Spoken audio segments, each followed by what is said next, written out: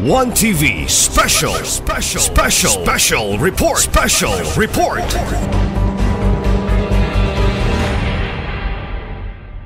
B. Evaluation of application. Upon submission of application to the Peer Support Group Oversight Committee of all required documents, the committee on its own shall 1. Evaluate the application and its supporting documents, and 2. Interview the applicant peer facilitator when deemed necessary. C. Committee decision on the application for accreditation. The Peer Support Group Oversight Committee shall deliberate and decide on the application and its supporting documents within 30 calendar days from receipt thereof. However, the application shall be deemed approved should the board fail to act within the said period. D. Posting of committee decision. The committee's action on the application for accreditation shall be posted and submitted to the local officials within 30 calendar days from the date of the decision in a conspicuous place at the municipal of Tudela, Misamis Occidental and Barangay Hall. E. Issuance of certificate of accreditation. Within 10 calendar days after the approval of the application, the Peer Support Group Oversight Committee shall issue to the peer facilitator the corresponding certificate of accreditation and identification card signed by the chair of his or her designated representative. F. Notice of disapproval. A notice of disapproval stating the reasons for the decision shall be issued by the committee to the peer facilitator concerned. Section 14, the annual registration. The peer facilitator must register annually with the Peer Support Group Oversight Committee. Accreditation for the first year of implementation shall immediately start after effectivity thereof. For the renewal of accreditation, the following documents must be submitted. A. A duly accomplished form for renewal of accreditation. B.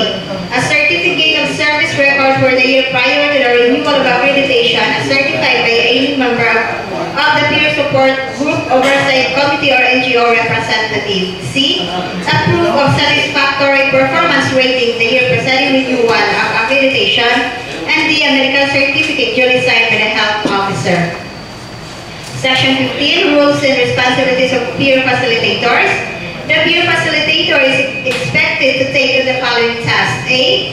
Ensure overall quality and functionality of peer group sessions, specifically but not limited to 1. Establish overall peer support group session composition and structure, whether the peer group is an open, closed, or alternatively initially open, then becomes closed, or etc. 2. Co-develop a list of house rules with the members of the support groups for all to adhere to. 3. Set the frequency of sessions, example, weekly or monthly, and the time, morning or afternoon, according to the agreement of the group members and ensuring regularity of meetings. 4.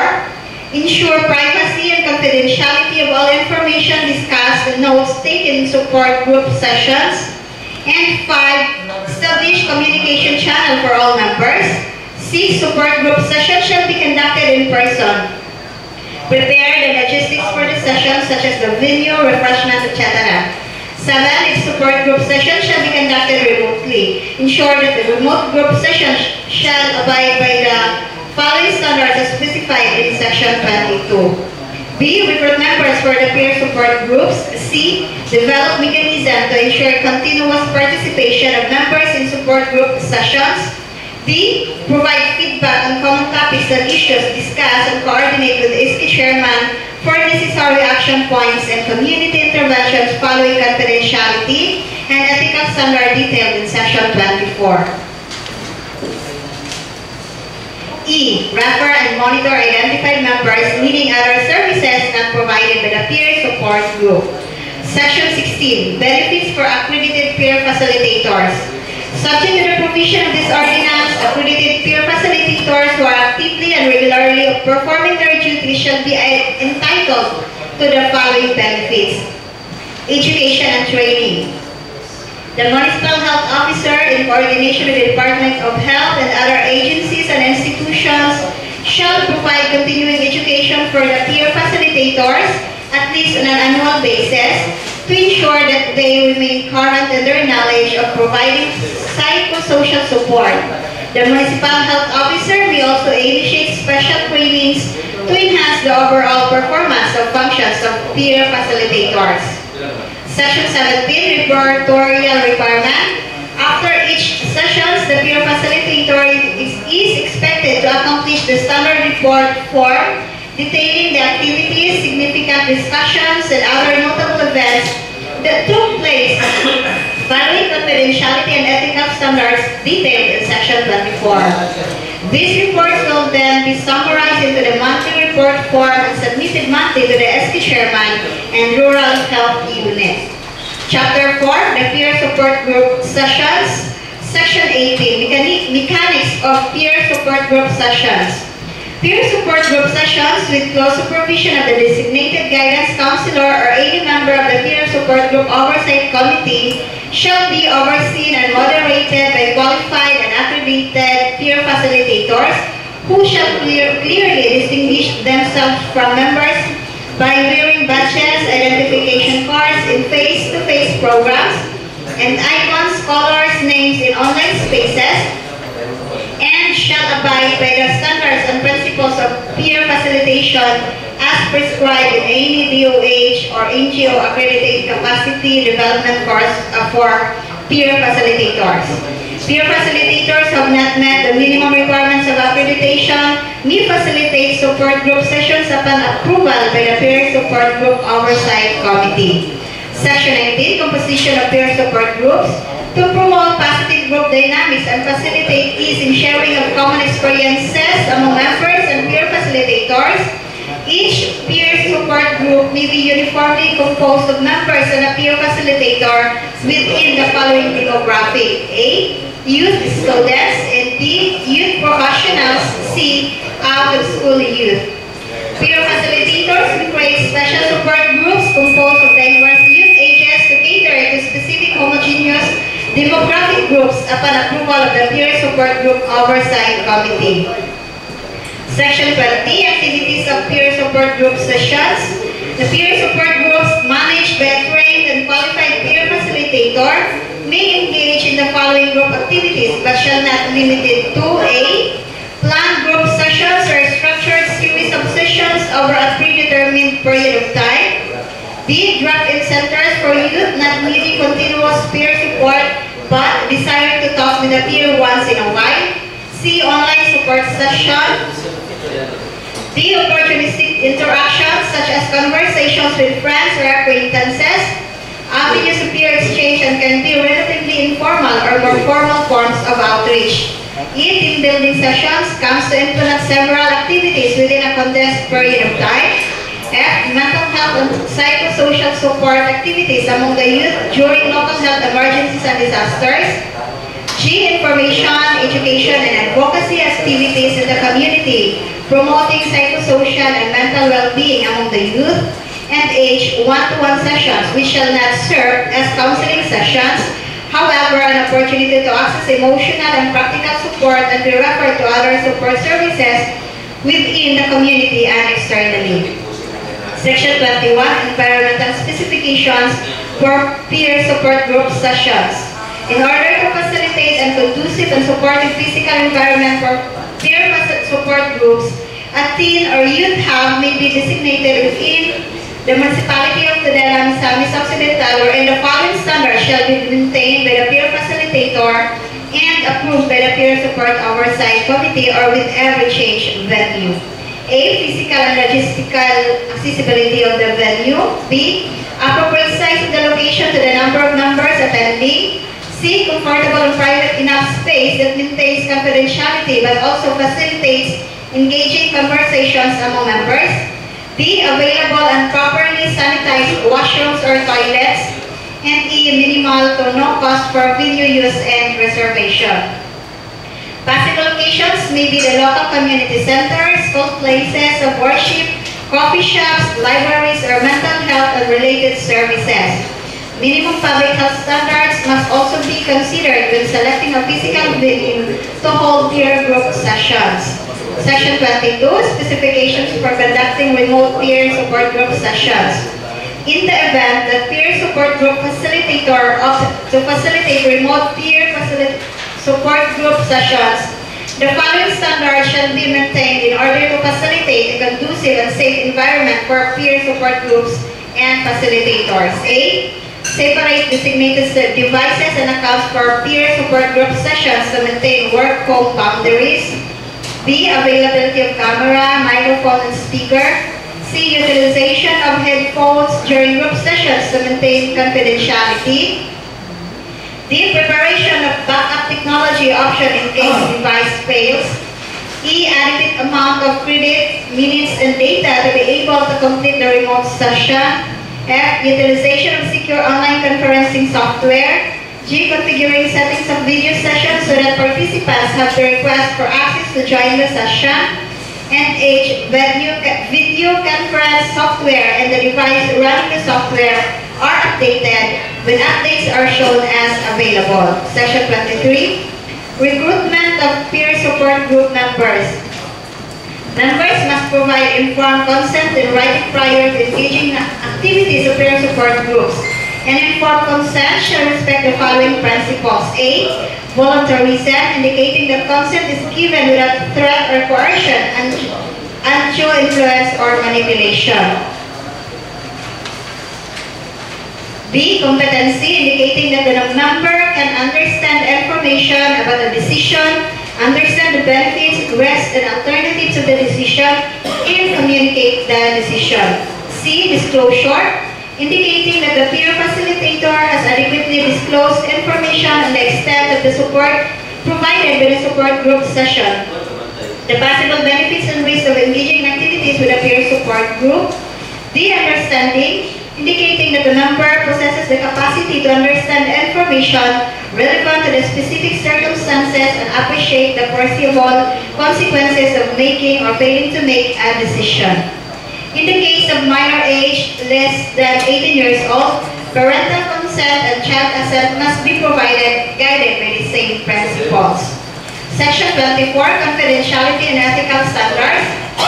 Confidentiality of all information, communications, and records in whatever form or medium stored regarding the member of the support group, any aspect of the member's mental health, or any treatment or care received by the member, which information, communications, and records shall not be disclosed to third parties without the written consent of the service user concerned or the service user's legal representative, except in the following circumstances.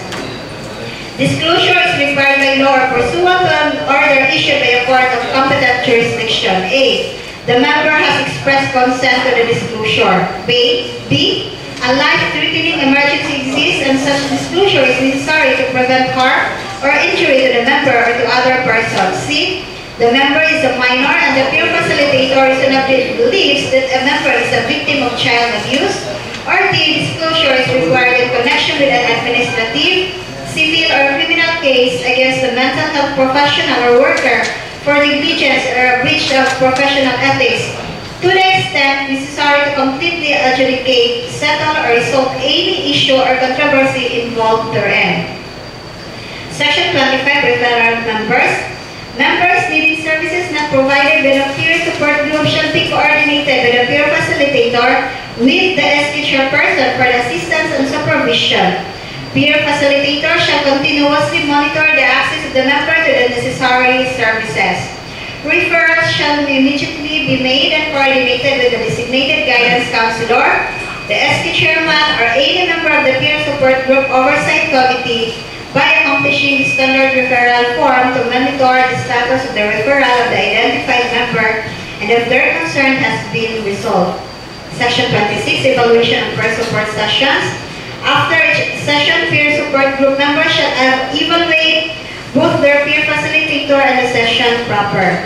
This will be accomplished through a standard evaluation form and submitted, compiled, and analyzed by the peer facilitator for the continuous development of the peer support group program. Section 27, Monitoring of peer support sessions. The standard monitoring form shall be utilized by the designated guidance counselor and/or any member of the peer support group oversight committee or its designated committee in the monthly or quarterly or semi-annual or annual assessment of the support program and shall be evaluated based on the program's capacity to foster the following parameters. A. Fostering safe environments. B. Psychological and emotional safety or refuge. C. Boundary management. D. Ethical practice. E. Behavioral management processes. F. Participant feedback. G. Peer facilitator, staff, volunteer skills and capacity. And H. Program strategy. Chapter 5, Financing. Section 28, Appropriation. Initial funding to defray the expenses necessary for or incidental to the implementation of this ordinance in the amount of shall be sourced from the fund of the municipal government and is hereby allocated. Every year thereafter, at least, shall automatically be included in the annual budget of the municipality for the implementation and enforcement of this ordinance. The above expenses may include but not limited to A. Cost of printing copies of this ordinance, information, education, and communication materials and promoting psychosocial and mental well-being. B. Cost of regular or periodic meetings of the Oversight Committee. C. Cost of inspection and enforcement by the Oversight Committee, including allowances for meals and transportation, which shall be set by the Office of the Mayor. D. Logistical support for peer facilitators and peer support group sessions. E. Benefits and incentives of peer facilitators. And F. Other expenses associated with the implementation and enforcement of this ordinance. Chapter 6, Miscellaneous and Final Provisions. Section 29, Repealing Clause. All ordinances, rules, and regulations or parts thereof found to be in conflict with or inconsistent with the provisions of this ordinance are hereby repealed or modified accordingly. Section 30, Effectivity Clause. This ordinance shall take effect 3 consecutive weeks after its publication in a newspaper of local or general circulation or posting in at least 2 conspicuous places within the municipality of Tudela, Misamis Occidental. Okay. Do you have any questions or comments? Yes, Honorable Sinidas. Regarding the appropriation, Madam Chair, is being suggested by the local health board, RHU, that the appropriation shall be according to the availability of funds of the Madam Chair. Okay. So it's stated in that ordinance? No, hidden, Madam Chair.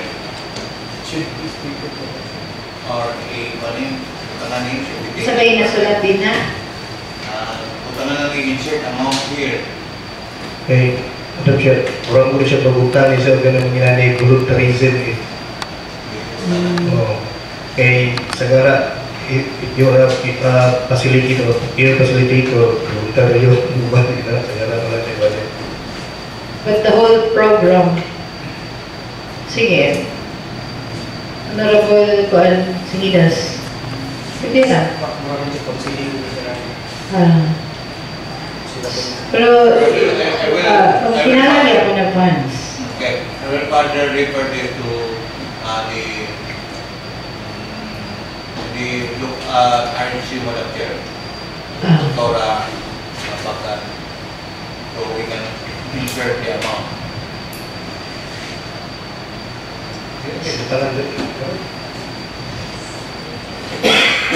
Ang kuan estimated nga the annual appropriation. Yes. Pwede po general, no, nga. Potential funds at least every year. Do depende sa availability of funds. Pwede po siguro siya 1%. No, it's more on man, mga bata man. Yung kuan. Yung group mo ni kaya. So ito nga coverage niya. It's for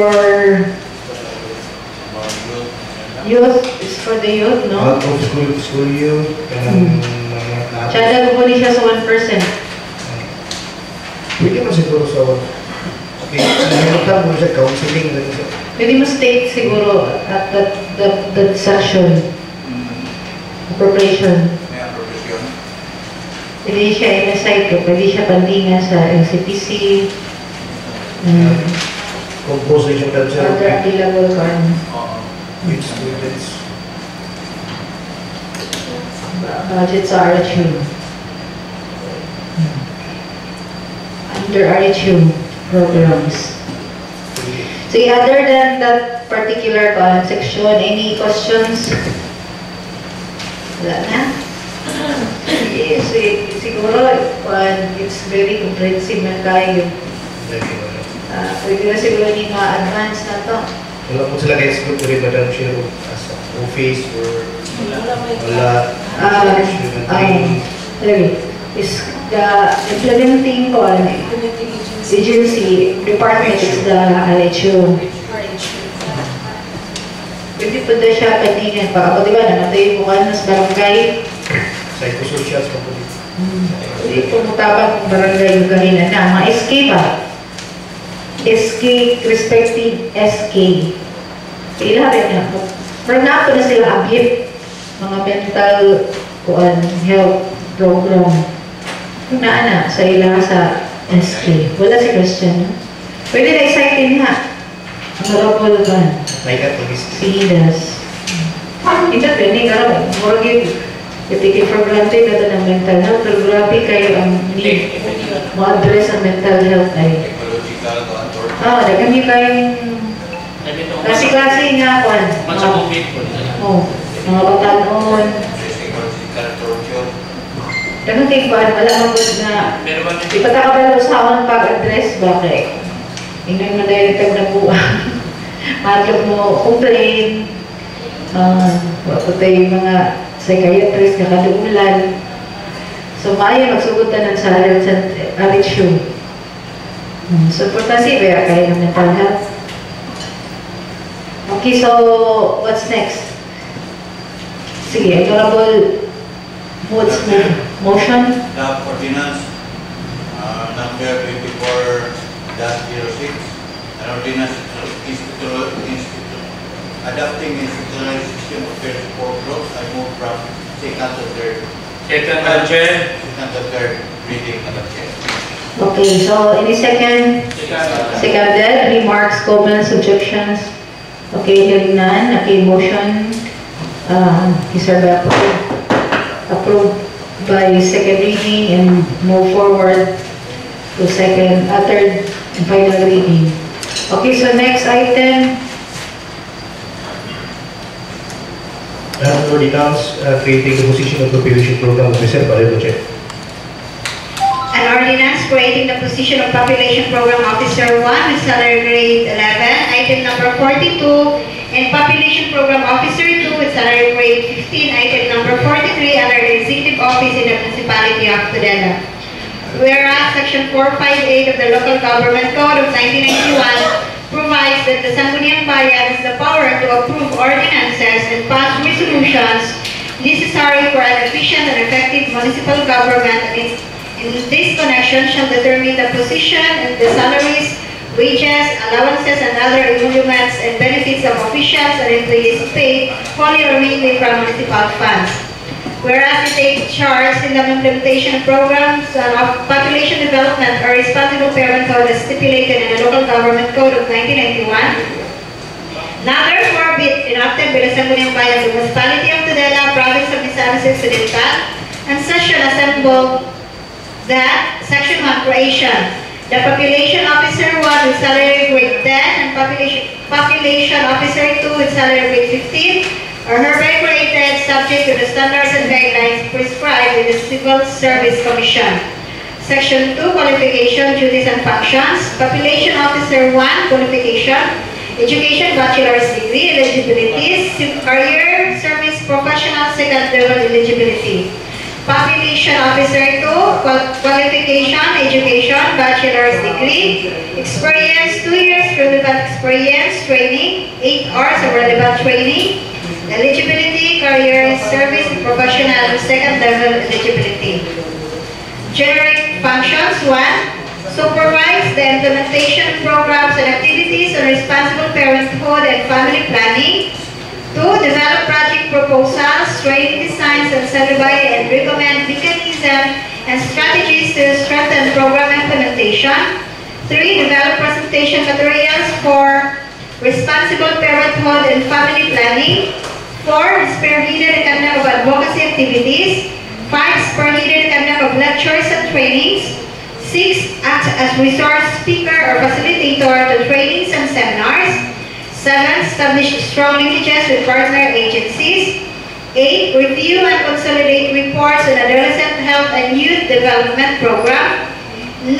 Perform other functions that may be assigned by the head of the division or office. Section 3. Funding. The fund required for the position of Population Officer 1 and Population Officer 2 shall be taken from the appropriated budget duly enacted for the purpose and our succeeding annual budget, subject to the limitations prescribed by the Republic Act No. 7116. Section 4 to enclose all ordinances, executive orders, issuances, rules and regulations inconsistent with the provision of the ordinance are hereby repealed or amended accordingly. Section 5, separability clause. If for any reason or any part of provision of this ordinance is declared invalid or unconstitutional, any part or provision not affected thereby shall remain in full force and effect. Kanina lamang sa Namot, Barangay Ordinance, Madam Chair. Item in. Okay. Namot, letter N. Yes, Madam Chair. Entrance fee. Entrance fee nila, Madam Chair. Fiscal Bureau responded but tugay na rin nila na pass. Madam Chair, yes, nalang ko inquiry for this, Madam Chair. What will happen with this ordinance, Madam Chair, kung wala pa yun niya siya maklaro, if na wala pa siya MOA or deal of donation sa Barangay Iya? So, included man ko din namagoy fees diri na nakapagbahin, sir. Yes, Madam Chair, sa pagbahin. So, gawas noon ko regulations lang nakabutang din sa mga ordinance, Madam Chair, but na po yung mga imposing entrance fees, etc. But then, based on our investigation for the lack of documents of Barangay Namot, no? So maybe we cannot proceed on this as we have to wait first on Wednesday maybe. So on Saturday. Actually, no, since this was passed, ilan nakabulan? 2 months. 2 months already. May, actually, pwede nila ma-impose yung ordinance. Pero once mo hatag na sa atong review, they're valid or declared if invalid in part, that's the time we must abide with our resolution review. As a result of our review. But for now, pwede nila ma-impose lang entrance fee. Entrance fee. 25. Kana, 25. Pwede nila ma-impose ni. Pero once na makahatag na ta sa itong feedback, official na review result, then natay comment ito nga, inani, they must follow sa itong yes, Madam Chair, and then ina-order sa ato pong mga legal basis na to. yes, Madam Chair, I have additional clarification also, Madam Chair. Since last time, Madam Chair, we made the resolution, we passed the resolution to temporarily close the area, Madam Chair, but then wala man to na 2 months, no? So, just confused, Madam Chair, what will happen? Is it connected on this, or can they still collect, pero i-outro man to as donation na naman, but then napamagutay Further temporary ba na? yeah, temporary. So, sa mga to donation, i-lift na to itong resolution, or just be it, or Pwede din kanila i-implement, pero without itong temporary na closure na ito temporary. Wala ba ta nakalip sa? Wala pa, Madam Chair. Open date mo ko siya, Madam Chair. Open date siya, Madam Chair. Until such time. Notice. Yes, Madam Chair, that they can provide everything what we are asking to them. So, wala pa mang good sila yung na-present pag-yun, Madam Chair. As to, as per record sa atong last na kanang committee on hold and then previous one also, Madam Chair. So, wala din sila inapas din nga document nga itong ipangayo sa ila, except at itong mga nalan sa ipang-improve sa area. One of the requirements that we are requesting to them. Kung it has something to do with the imposition of this ordinance, ito atong gipang-require nila, apin na to sila sa tungkol. Observation na ni. On Wednesday, Madam Chair. So Wednesday na lang ini ako. Yes, Madam Chair. Pero actually, pwede na sila magkakolekta dito. Kay Dim approve, magod siya o mabiyan siya sa latong 30 days na kay di mo ni siya mulikta or what. No, funds. Madam Chair. Yes. Thank you, Madam Chair. Next time siguro, Madam Chair, ako na siguro na imantayan within 1 month. Muhata na kita final recommendations. Approve or valid or invalid, ano yun? Like for example, Madam Chair, kini mong ilang ordinance ng submit sa tuwa na ako yung mga medyo tanawon pa tungod kay dili lang mo kay entrance lang no part ni ang percentage na part ko dire di ba sa ordinance mo daghang taon mo na next time siguro decide ta whether or disapprove or bako barangay or sa decision para dili siya mabuto tag 2 months nga unsa gyud atong final nga decision ani kay nadangan naman ito mo kay kaduha tagapagawas o temporary closure dito and then upon sa atong ipagawas nga resolution nga na temporary closure mo submit sila sa tuwa sa mga required nato until now wala po sila makasubmit. Okay, ito yun ang bantay. Although, actually, katuma po ang period of interrupted sa ito siya. Kanang period of 60 days, di ba po po, interrupted siya kay nag-requirement na nila o So, not counted.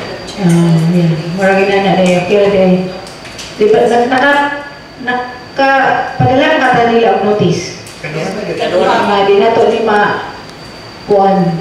ma-final o ma-dispose kung dili nila makumpre ang kuhan. Nasa ginawa po okay na, interrupted na itong 6 to 2 months, ha? Awan mo lang. Temporary closure. Oo, dahil ang tapos siya dito, ipakomplay na sila. Dahil mga ipang-require ng mga documents. Wala ganit lang nahuman lang itong dalan. Nahuman lang kung kayo kato kayo mga dalan mo na sa dili sa mga suba. Sige na sila yung muusap din hangtod dalan mo pag yan. So, interrupted siguro, Madam Chair. So, pwede rin na ma-justify. Yes, Honorable Lagi. Thank you. Kini bang item kini ang kuan man entrance fee. Di naman siguro tama asol kung mag-uol nga ma-approve or balis approve kini entrance fee kay ang una ato namang kitagaan sila notice nga ipa-close ang maong Crystal Blue Waters ay hara ma-open kung magka-provide na sila requirements na atong ipangayo.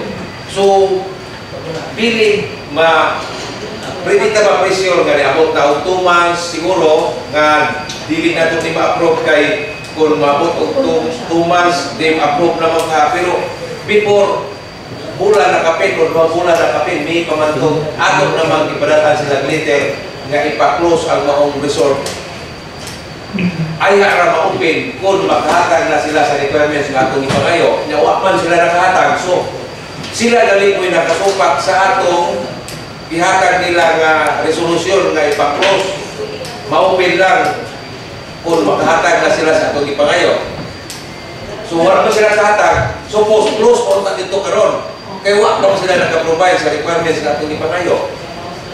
Lagi ako dahil ko katawitang di pa to separate ko to siya na issue kung di pa close na to. It's not because we are reviewing an ordinance. Kundi separate siya. Connected siya. No? Separate. Pero connected sila. Pero na ito siya i-issue ta. That's why we have checked. Nakita na ko ilang ordinance na Madam Chair. Kung saan isulod at ilang ordinance.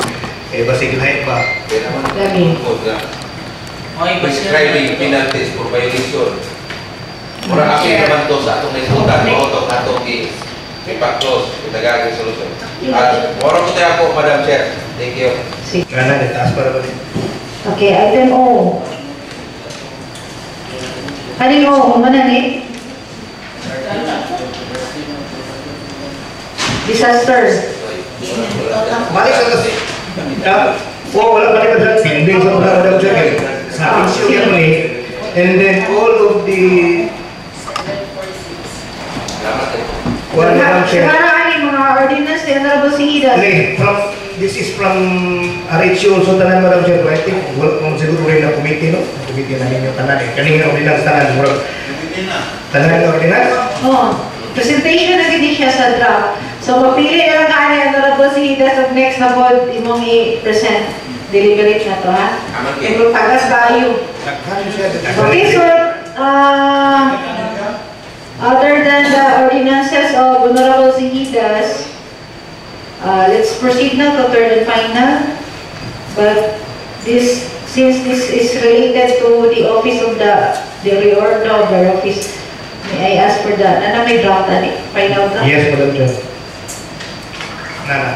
May final draft. Pwede ni ma-present siguro, pwede yung next session. I-present. Na-present ni last Madam Chair, last itong session na wala ka Madam Chair, so that's why one aside to third reading Madam Chair. Lagi, pero wala na preference ng final. Next na lang. Naman sila mo taksa-taksa kagapi sa final. Yeah, the presiding officer will read the final draft also, wala nang nakopya.